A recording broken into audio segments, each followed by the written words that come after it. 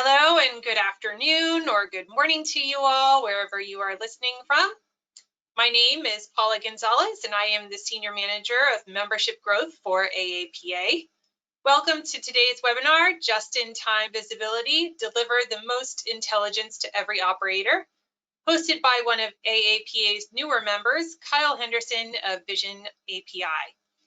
Before we start, I want to point out that we have lots of exciting programs planned for the remainder of this year. So if you are keen to learn about additional opportunities to connect and learn, please hang around for just a few minutes after this program, and I will be happy to share with you some additional ways that you can engage, learn, and network over the next few months through AAPA.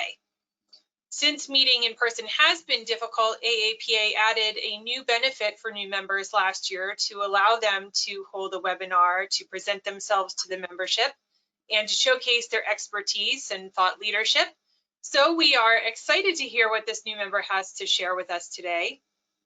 If you are listening today and you are not a member and you would like an opportunity to present a webinar, as a new member, as well as other opportunities to get in front of and build relationships with our port members, I will be sharing my contact information at the end of this presentation, so stay tuned.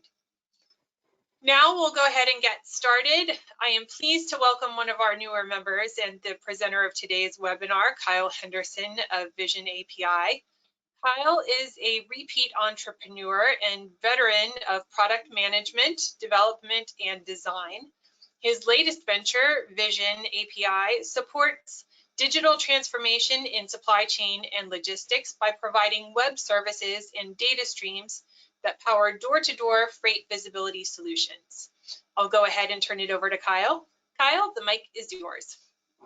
Thank you. Thank you so much. And we're very honored and appreciative of being able to join this group and have the chance to share a little bit about ourselves, our company, Vizion, and hopefully get to answer some questions at the end as well. Anything else you need me to mention, or can we start rolling? Nope, that's it. All right. Well, thank you all.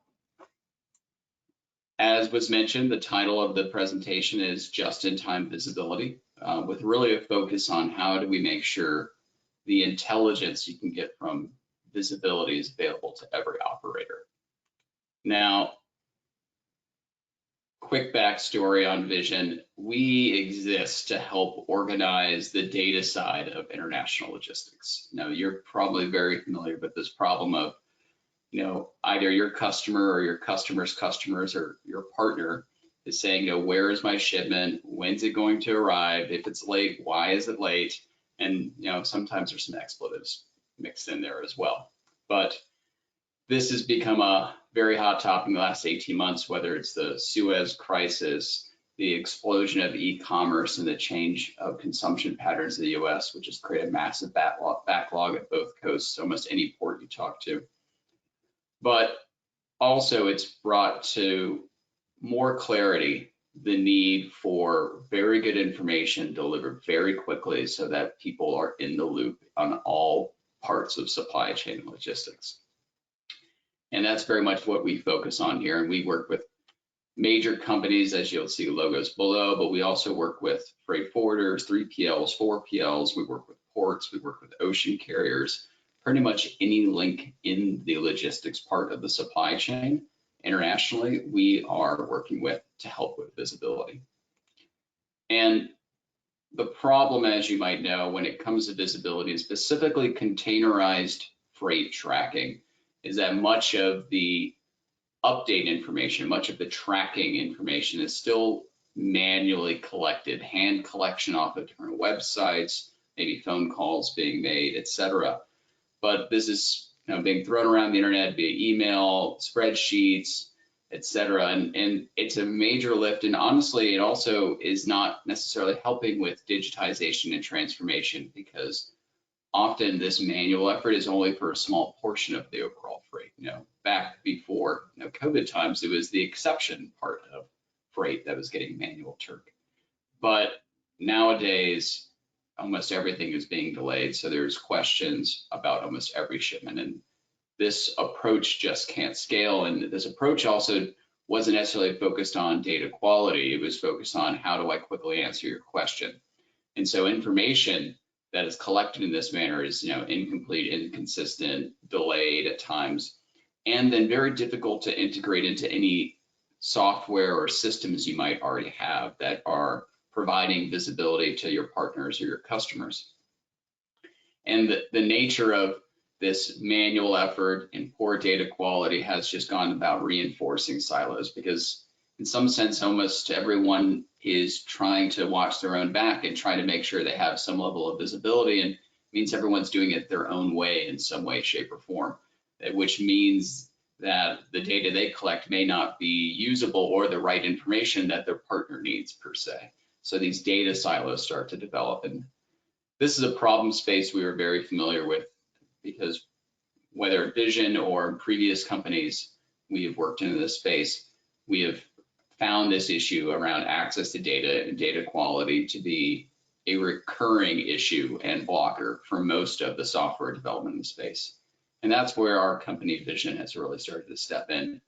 Our solution is straightforward. We provide a data feed for any container you need to track. All you need to start is a container number. You can also use a bill of lading number if you'd like, but you get instant access to track 98% of all shipments globally, door to door. And we provide this data feed through a very modern interface called an API, which means it can be plugged directly into your current systems or tools, whether that's a spreadsheet, whether that's a major TMS bought from one of the major vendors or providers out there. We can easily integrate instantaneously into almost any system that you already have with an API. And we also focus heavily on data quality. So we're able to provide visibility that's been standardized and normalized and is processed in real time. And so of the 31 different ocean carriers we support today, we standardize 99% of all of the events we send to you. So we've seen more than 7,000 events across the carriers, but we've been able to get that down to a set of 60 standardized milestones. And of the expected events, we're able to provide all your expected events 95% of the time. And this has been very helpful to some of the port operators we worked with who just need more visibility into what ships and what containers are actually even coming their way. And we use some sophistication, machine learning to help us manage all of this data cleaning, data extraction, et cetera. And that allows us to do this at a scale that has been very difficult, or honestly quite impossible if you're going to go the manual approach. Quick background on how we're able to do this. So we've connected to 31 different ocean carriers through a number of types of connections.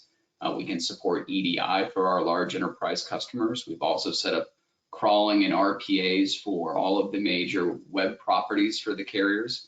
We also connect to 60% of these carriers via API as well now. And so we're able to suck in the information in almost any format that's available. And that's just the base information. And we then go about standardizing it across the carriers, et cetera. And then we go about enriching and plugging any holes in the data with additional data sources, such as vessel AIS tracking and geofencing the vessels to create vessel arrived events, vessel at moorings, vessel at berth. Also able to plug in more information around locations, not just the name of a location, but the UN low code, the latitude and longitude coordinates, the address of those locations, the name of the facility as well. And then it's a bit of a technical term, but this RESTful API with webhooks, what this really means is our processing's on the cloud, and whatever tool or system you use or your partners use, we can push this better data directly into it via this cloud-based approach. So a little detailed, but straightforward. And short answers, we provide the most real-time information with the greatest level of quality we have yet seen in this space, and happy to share that with any side conversations. But what does this mean in terms of operators and the value of this visibility? Well, there are two things. One of the major challenges in the space today is just latency around information. It takes too long to know after something occurred.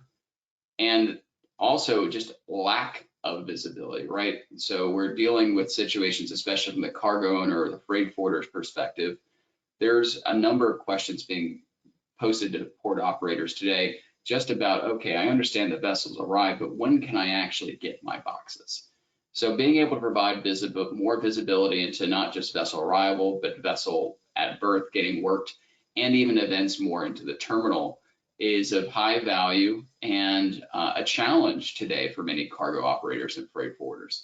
And when you have this type of data, it allows all parties to anticipate issues and be able to mitigate them earlier, and also react as soon as possible. And this is the real value of real-time data, so that you can be understanding, the vessel arrives 2 weeks ahead of actual berthing in some of these situations now, but getting to be able to trigger your partner's next stop off of being able to consistently provide a berthing event 95% of the time, even before they know that the container is discharged, can offer a level of visibility for anticipation that's very helpful in terms of booking drayage or managing operations around the port terminal. Now, this congestion is still going to get worse before it gets better. I'm sure many of you are aware of this, and it's not just LA Long Beach, it's Savannah, it's ports up and down the East Coast and West Coast, and the challenge of dozens of ships arriving and waiting is not going to slack anytime soon. I mean, we're going to be seeing it for months, if not quarters, into the future still, because the consumption behavior and demand growth has not changed here in North America, but the infrastructure is trying to catch up. So this is just going to be both a pain point for many players, but also potentially an opportunity to differentiate your port, your terminal services by being a better digital partner for many of your partners and customers as well. Making your port more appealing than saying maybe going through LA Long Beach at this moment, et cetera. So this surge expected to continue. Again, it's pretty much all ports, East Coast and West Coast, and we're seeing it also in Europe as well. And the need for more visibility has never been in as much demand as we see and feel right now. Now, offering some differing perspectives, the cargo owners, the shippers, the logistics companies, there's a major desire to help reduce detention demurrage fees. Related to that, we just heard, Union Pacific is going to be starting to place some fees also on the time spent around the port and terminal. This was just announced in the news earlier this week. And reliable data, honestly, is a major, major part of the pain point around this. People just don't know that their box is available for pickup in many circumstances, even if they're trying to track it very, very carefully. So any type of data that can be made available to more programmatically prompt different teams and partners to participate in more real time is only a value. Even though it's tough to find chassis, it's tough to find truckers, the information is valuable in terms of prioritizing where they're putting resources as well. So to be most efficient at clearing the backlog, the greater visibility is only valuable. It's not only valuable, it's very valuable in terms of creating efficiencies around the ports as well. And everyone would be happy if they didn't have to pay more detention demurrage fees as well on the cargo owner side, the freight forwarder side. Maybe not necessarily always on the carrier side per se, but visibility into this is only going to strengthen partnerships and potentially help you acquire more business as well in that regard. And we should also know that, and I was kind of alluding to this, from the cargo owner freight forwarder perspective, discharge from vessel does not equal available for pickup. There are steps, there are processes, there are approvals that have to be gone through ahead of that container actually out getting to the customer or to the partner. And there is so little granularity even between like vessel arrive and discharge information and what happens inside the terminal today as in terms of a data feed, that it becomes very, very difficult to understand and not just the basics of when can I go pick this up, even if there is a appointment capability, appointment service, but just understanding the patterns and expectations, like how long is it taking a port terminal to process containers at the moment from the discharge event to the outgate event? How has that been trending over the last 14 days? What is our forecast for how that might trend over the next 14 days based upon how many vessels of what size have been offshore for how long, et cetera? This is the type of information that is very valuable to the cargo owners and the freight forwarders to help them actually get their goods out of a situation sooner and in a more streamlined fashion and potentially even a more efficient way as well. Now, we've also been hearing from many cargo owners and freight forwarders that the early return dates provided by a port terminal and ocean carriers independently do not always match up. And this is becoming quite frustrating for a number of different parties. And just being able to understand the volumes, to understand what space might be available, which is then being utilized by the different port operators, the different terminal operators especially, goes a long way into providing more information on confidence, anticipating how much can I depend on the current ERD, or am I, is there a good, very healthy chance that this ERD is going to get pushed a week or another week? Where we've been hearing this repeatedly, and this is the type of visibility that can actually strengthen relationships between a port terminal and the end cargo owner as well. Help them actually select which are the better parties that they want to go through in the future, because I think many of us can anticipate that there's going to be a host of conversations around diversifying ports of entry for cargo owner supply chains over the next 12 to 24 months as well. With all of the issues we're currently having, it's only going to create more conversation. And this is an opportunity to be positioned as a great digital partner to help with visibility and streamlining operations and clarify things like ERD, especially. We work with some of the largest exporters in the United States, and how they've positioned the mechanics of much of their supply chain can be highly affected by things such as early return dates being changed. And we also have to recognize that not all ports are created equal. I mean, whether you want to talk about automation and robotics at one end, or if you just want to talk about the digitization of the port, the available data and information from that port, this is going to be a major consideration, as I just said, for how cargo owners are choosing to diversify their supply chain over the next 24 months. It's not just going to be a question of who's the right vendor anymore for providing my good. It's going to be a question of what is the right routing that's right for my company? What are the right ports of entries that reduce my risk profile? And understanding the strengths and weaknesses of different ports is really going to come into the equation. And this is part of why digitization, visibility data, port operating systems, and working with port communities, even independently, having port operators work more closely with cargo owners is a real opportunity to differentiate your service and strengthen those relationships over the next 12 to 24 months. And we also have to recognize that the world is quite a bit different now from 5 years ago, 10 years ago, 20 years ago, in terms of the cost of technology. Frequently, we see port operators, software companies, logistics, 3PLs, 4PLs.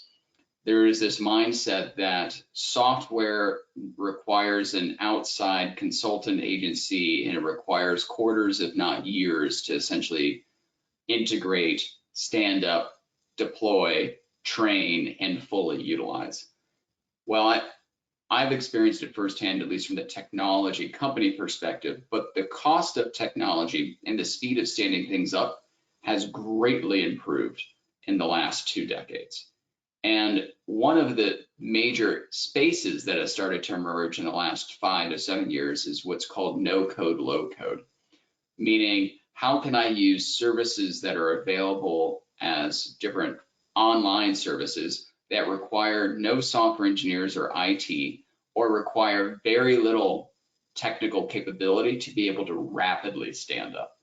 We have been seeing customers in this space who have been seeking visibility go from access to our data feed, which is we just get a contract in place and here is your authorization code to be able to use it, to having a full-fledged interactive map with listings of all the shipments they're interested in, the ability to create alerts built in less than a day in some circumstances. The fastest we've seen it done is in 60 minutes from getting an API key to being able to have a rudimentary interface that feels like a spreadsheet where you're getting all of the tracking updates for any container or bill of lading automatically published into it, or something more sophisticated, something with a map or something with some rules to give you alerts.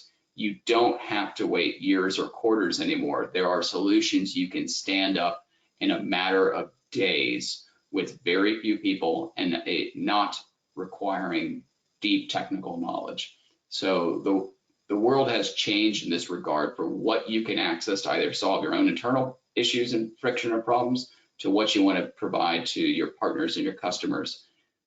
Data can be turned into information that is quality and accessible via these no-code, low-code platforms, kind of connectors, being able to move the data to places that it's easier access, easier to use, with very little cost in terms of time or money.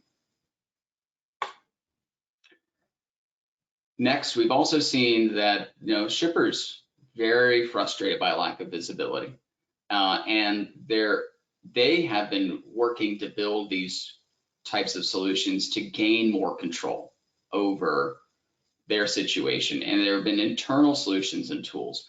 And because the shippers are building this, they're also looking for data feeds from partners as well. And so there is complexity now because you're trying to sort data from many different places. Vizion offers a simple solution, a simplification by being able to be one pipe that you can access tracking for all of the major ocean carriers through. But the demand isn't just around data from ocean carriers. The demand is also expanding to terminal operators. It's also expanding to rail carriers, trucking carriers. It's expanding to partners who are more upstream, your different tier 1, tier 2, tier 3 vendor providers. Everyone is looking to get a data feed because the data is the only way to really understand what's happening and evaluate what opportunities there are for improvement, and also to understand what the possible costs and ROI of those improvements are going to be. So a complicated situation in terms of data access. There are ways to break it down already, but probably more importantly, there's also advantages to investing in it now. There is an ROI in terms of your ability to be a better partner and acquire or attract more business because you are helping these companies build their own internal solutions. You are a preferred partner because you're actually supporting them in their workflows and their digital needs.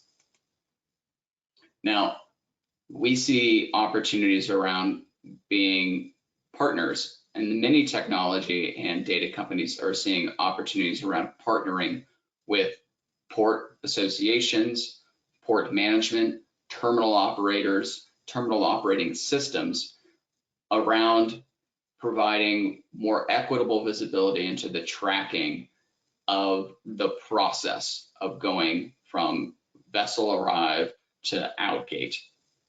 And this has become very strategic for many companies involved. We work with a number of large American cargo owners who really value deeper visibility into the port terminal operations, really understanding, has it gotten customs clearance? Is it been carrier released? Are there any fees for detention already? Is it actually available for pickup? Are there any holds?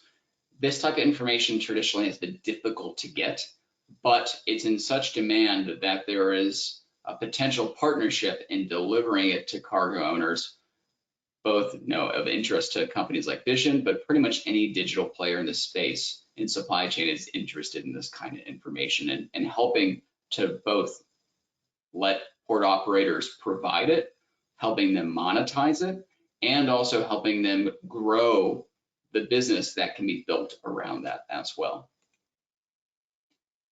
And these partnerships that are built on stronger visibility can also help with data sharing. And the stronger visibility for shippers is fundamentally built on the ease of data sharing. And as we were mentioning before, with the silos, with the different manual approaches, it's been tough to share data, not just because it's been tough to acquire it, but also when sharing it, there's not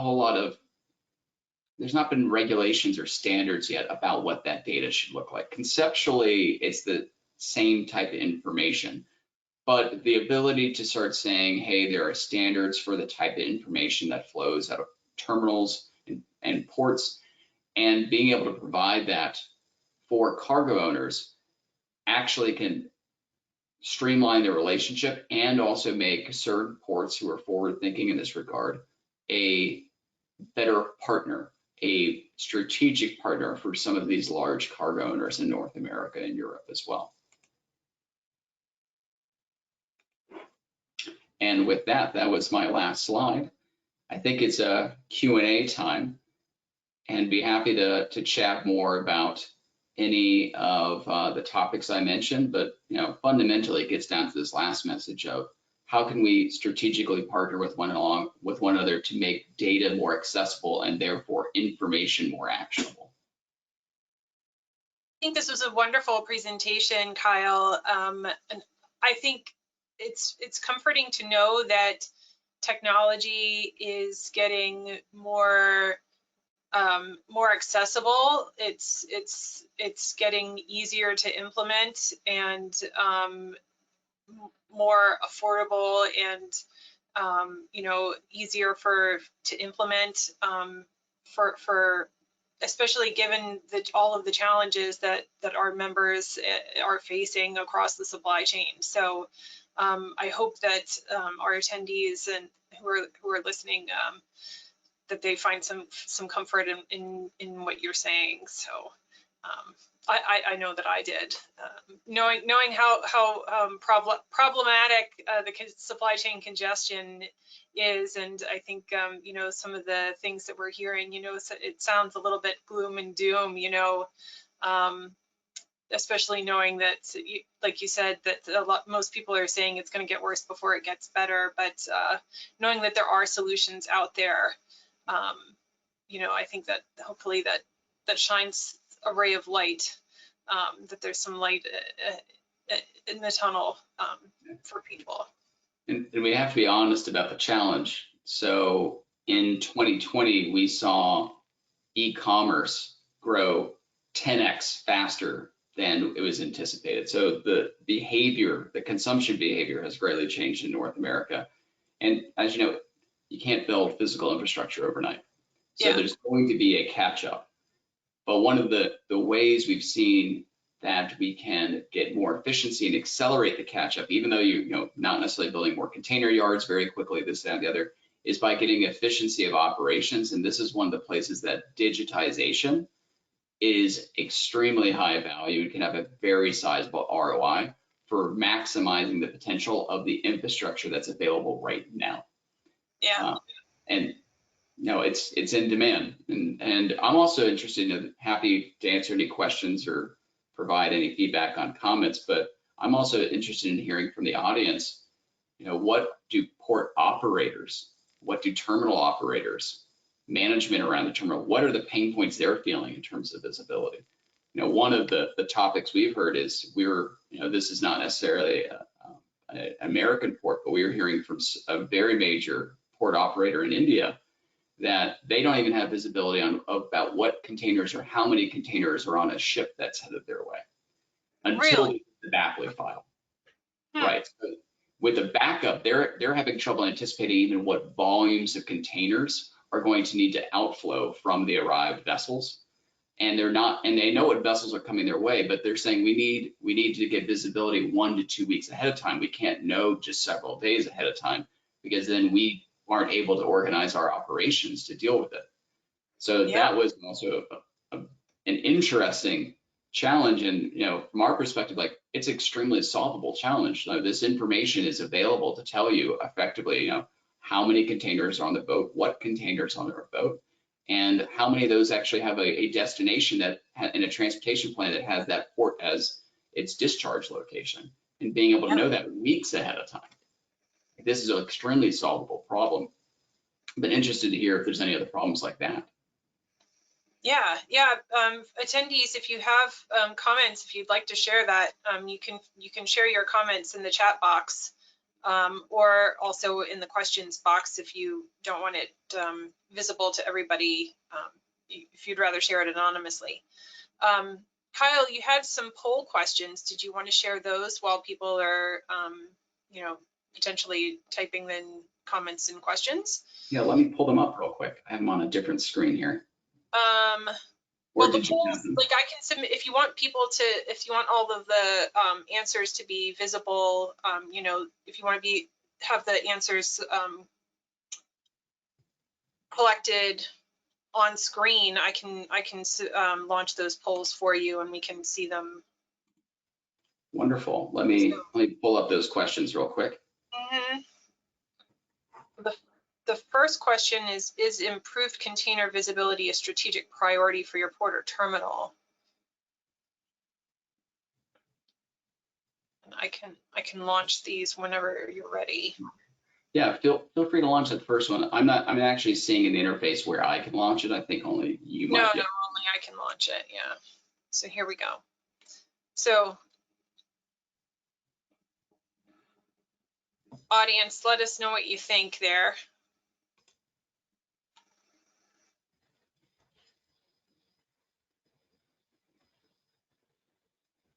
And oh, you can't see the responses. I think only I can see the responses until I close the poll. But people are voting. It looks like 36% of our attendees have voted. I'll keep it open for just a couple seconds longer. Wonderful. But it looks like, right, I'll give 5 more seconds if anybody else wants to vote.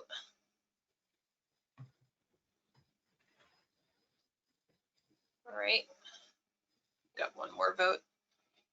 3, 2, 1, and I'm closing.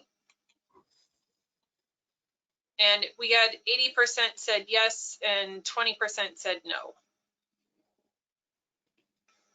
Well, I thought, I can share it. There, it looks like, there I can share it. Sorry, I'm looking to. Yeah, it'd also be interesting to hear from the crowd, when we say container visibility, what does that mean for them? What friction or problems are they feeling or imagining when they think about container visibility? That's a good point, good question. Yeah, because it means many different things to many different parties. All right, and the second question, we can launch that. Does your port or terminal utilize API data services today? And that could be taken 2 ways. That could be, do you provide API data services, or do you utilize API data services? Or do people know what an API is? That's also a question. And it's pronounced API. We've had some people ask, what's the API about? But it stands for Application Programmable Interface. It sounds technical, but it's just a way for one computer system or one piece of software to receive instructions from another system or a piece of software. So it allows 2 systems to work together as a single system. Okay. Hence why we can pipe better data into anything that you utilize today, because it's designed specifically for that. Interesting. All right, that's been open for a minute, so I'm going to close it. And here we'll share the results with you. Yes. Oh, I'm intrigued. Would love to see some comments about what are some of the services you're either utilizing or providing via API today, or what type of data is that? I imagine, some of it might be AIS data via API for tracking of the vessels. Mm. But if anyone wants to share what APIs they're utilizing and maybe even why it's valuable to them, feel free to drop it into the chat. Happy to, or if you have any questions about services you've been looking into. All I do is live logistics data API, so happy to give any comments there as well. But what was the third question? The third question is, would better visibility into container location improve your port or terminal operations?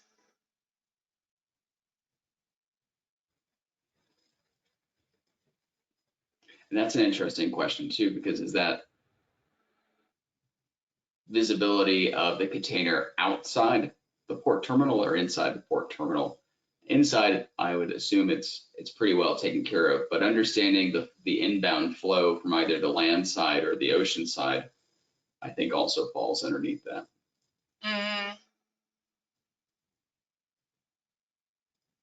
All right, I'll give you like 10 more seconds to answer that. And then we'll close it. All right, closing now. We'll share that. It was pretty unanimous results. Yes. Wonderful. Well, yeah. Be happy to chat because this is a problem space we solve, whether it's inbound from the land side or inbound from the ocean side. We have quite a bit of visibility. I mean, we can see 98% of all container shipments globally currently. So happy to help with that. And maybe I can add one more simple question because this comes up quite often. Maybe I'm trying to struggle with the right way to phrase it, but often people ask, with an API or data feed service, do I need IT people? Do I need technical capabilities on staff to be able not just set this up, but maintain it, manage it, et cetera? And I'm also kind of curious, maybe the question is, do you feel confident in your current IT capabilities to integrate any new data feed solution that might be out there? And by confident, I mean like you can get it stood up in a number of weeks if you needed to, not quarters or years.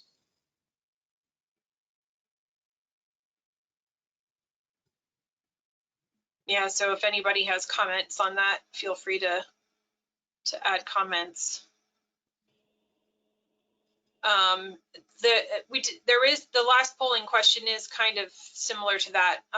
What are the major blockers for integrating new data into your port or terminal operations? Mm-hmm.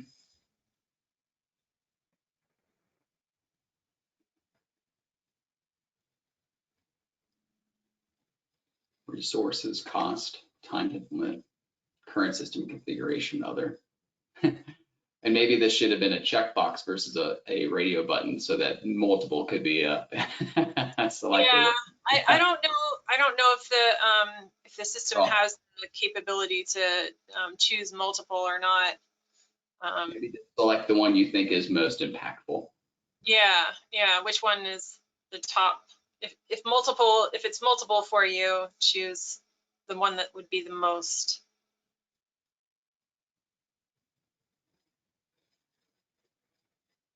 And I'll give you a few seconds to think about that because I know like it probably could be multiple for you. I'll give like 10 seconds more to think about that.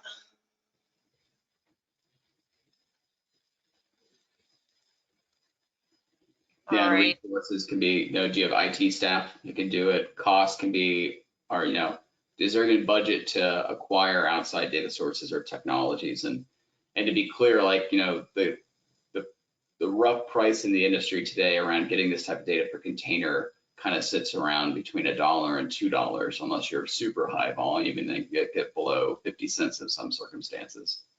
So just getting a sense of cost. All right, I'm going to close this. And then looks like the top two were resources and cost. Yeah. No money and no people. Well, that was very helpful input. And I think that the good news is there is the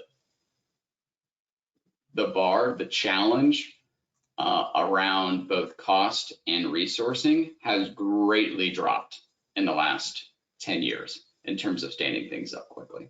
Again, like, we work with all sorts of companies, but we've had customers who don't even really have IT staff and have been able to leverage things like Google Sheets very quickly and be able to get stood up in a matter of hours with a workable solution.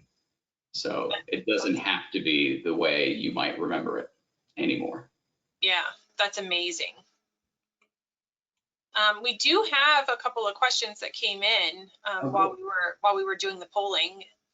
So you talked a little about how a partnership between yourself and operators could improve visibility. What would a strategic partnership look like between you and two parties? Yeah, so this can be a variety of types of relationships. Often, the first challenge quite often is just how can we get the right parties working together to even provide visibility to those parties and their network as well. So often this can be data sharing agreements. This can be integrations that allow data from one party to flow through to other parties in a platform. So like we work with drayage companies to be able to ingest their real-time tracking from the driver, the cab, the ELD devices for that drayage. And for our customers who are wanting that drayage data, we're able to pass it straight through our partnership with one of the major drayage TMSs. It's just an additional cost to get that additional event data passed through. And there's a revenue share between the parties who are helping provide the data as the pipes and also generate the data. And then there's a new opportunity to generate revenue in the marketplace. And that's a very interesting aspect. And that model is kind of followed again and again because there are effectively digital assets sitting in terminal operating systems, port operators, terminal operators, drayage providers, all of these companies who have not necessarily built the operations to monetize this data.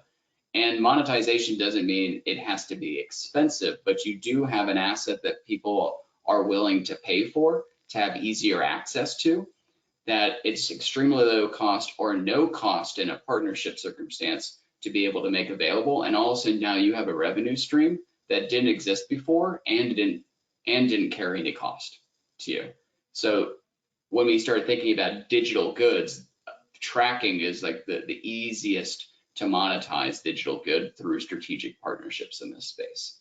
And it's in a great demand because everyone's wanting to get more granular visibility to better understand how they can get more efficiency. Great, thank you. The second question that I see, the no-code solution that some of your customers are using is interesting. How technical does my team need to be to set this type of solution up? I'd say if you have ever kind of configured your Outlook to accept email from a new inbox, like you have to go and set up a few little settings, it's only that complicated. There, documentation shows you step by step, watch the videos. We've produced some, the industry has produced some. It's out there, and as long as you can follow instructions and you don't mind sending maybe a few emails to support asking for clarifying questions, you can get it done. So, and maybe this is about getting a smart college intern for the summer kind of situation to help you get it set up if you need to, but the bar is quite low if you're able to follow basic instructions. That sounds pretty easy. That sounds like maybe something that even I could do. And I consider myself a Gen X, I'm Gen Xer, like Zennial. So I'm kind of that way with technology, so if I could do it, anybody could do it, I would think. And lastly, last question that I see, any additional thoughts on how we could be using your data to become more efficient in our operations? Well, that first comment about just being able to get more visibility of what is headed to you, both land side and water side, for potentially not just several days out, but weeks out. What we've heard again and again is could be valuable information to both terms of planning labor, understanding and building out berthing schedules farther in advance than they may be today. It may not be helpful right now when there's 60 to 80 ships backed up in LA Long Beach, but if you're thinking about how you could better understand your efficiency, knowing what is coming in the door is probably the first step, and knowing that in volume in some kind of detail, because it's extremely difficult to plan for the unknown. That's the last question that I saw. Do you have any final parting words that you'd like to share with our viewers? Just, thank you for the time. We've been very appreciative of this opportunity to share more about ourselves, our company, what we're doing with other players and partners in the space. And I'd also like to say, we're always happy to have a conversation and share what we know. So feel free to reach out with questions or contact us, support@vizionapi.com. And you can even reach me directly at kyle@vizionapi.com. Well, thank you, Kyle, for this very insightful presentation. I hope all of our attendees feel like you gained helpful insights. Before you sign off, as I mentioned at the beginning, I hope you'll hang in for just a few more minutes so I can share some upcoming events and promotions and programs that I think may interest you. So let me just steal the screen sharing from Kyle real quick. And I'm going to show my slides here. So we have, we're not done with events just yet. I know it feels like the year is almost over, but we do have a few more events coming up the rest of this year. We've got our Latin Congress is coming up. So if you do business or you want to do business with any ports in Latin America or the Caribbean, AAPA represents ports in Latin America as well. So we have our Latin Congress will be taking place November 29th to December 1st in Cartagena, Colombia. So you're welcome to join us for that event there. Our Executive Management Conference will be taking place November 15th through the 18th. And that's being held in person in Arizona. Our Commissioner Seminar is taking place December 7th through the 9th. Our Facilities Engineering Seminar, it was scheduled for November 2nd through the 4th in Savannah, Georgia. So if you were looking for that event to take place, it's been rescheduled to April 12th through the 14th. It's still in Savannah, Georgia, but it's been postponed to April. So just want to make sure that you're aware of that, but we are still holding it in person. It'll be in April. And then we've got lots of events coming up for 2022. Our Shifting Trade Seminar will be held in Tampa, Florida in January. Smart Port Seminar, that's our IT seminar. Technology Seminar, that's in February in San Pedro, California. Our Legislative Summit, that used to be known as our Spring Conference. That's coming up in March. Our Facilities Engineering Seminar I talked about. The Finance and Administration Seminar is also in April. Our Marine Terminal Management Conference and Executive Management Conference, they'll both be in the spring in Savannah, Georgia. Our Port Security Seminar and Expo, very popular event, will be taking place in San Diego in July. Our annual convention will be in Orlando, Florida. We're very much looking forward to that in October, and then our Commissioner Seminar in Corpus Christi, Texas in December. So a lot of events taking place next year, a lot of opportunities to network with our port members. Hope you'll join us for some of them. And other opportunities to connect and to stay in touch with AAPA through our mobile app. It's available for iOS and Android users. You can stay in touch with what's going on from our news and Twitter feeds. There's in-app messaging. You can directly message other users. It's really handy for that. Our smart guide is there as well, so you can find other members' contact information through this on the smart guide. There's networking forums, so you can form groups to connect with each other. Our event information is on there as well. You do need your login information. So if you don't have that, you can contact my colleague Renita Gross. And as I mentioned at the beginning of this webinar, if you are not a member and you want an opportunity to be able to present a webinar like this to our members, if you want opportunities to network with our port members, or if you are a member and you just feel like you aren't getting as much benefit, or you want to know what the benefits are, you want to get more engaged, please feel free to contact me. My name is Paula Gonzalez. My contact information is here for you. My email address and my phone number. I'm always happy to speak with you and to make sure you're getting the most from your membership, or to tell you how you can become a member and get the most from being a member. So again, thank you very much to Kyle for your presentation today. Thank you very much to our attendees for your time and attention. I hope you all enjoy the rest of your day and that you join us for future programs. Take care.